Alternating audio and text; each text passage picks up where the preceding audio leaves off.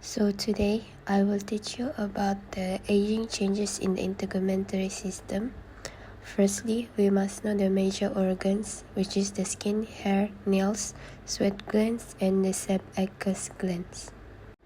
The major function is to protect tissue, regulate body temperature, support sensory receptors, and synthesizes vitamin D.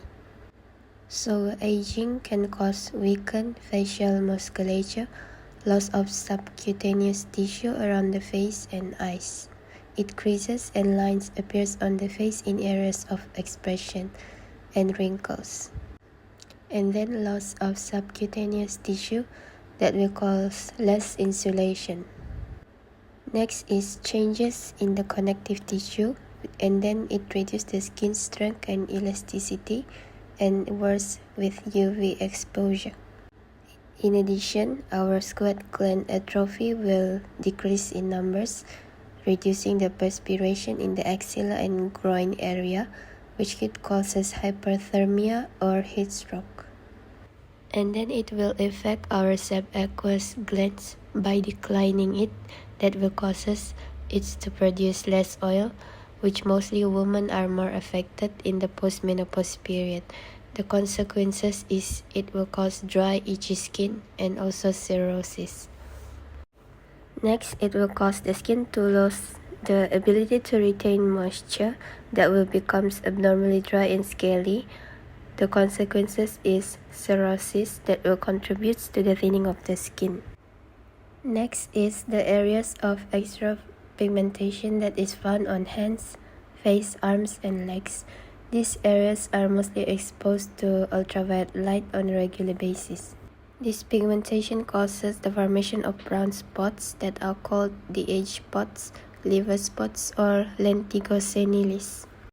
And then it will affect the loss of subcutaneous layer, decreased number of blood vessels available to supply the skin, and then the vessels will be more fragile and easily injured.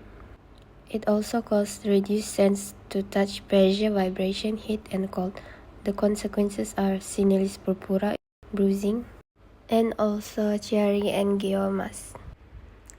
Seborrheic keratosis, that are mostly called as barnacles of aging. Causes of unknown are age-related, and the consequences is skin tags and warts. Lastly is the loss of subcutaneous fat, and also caused by sedentary lifestyle and nutritional deficiencies, and also comorbidities, which the consequences are pressure injuries such as decubitus ulcer, pressure sore, and also bed sore.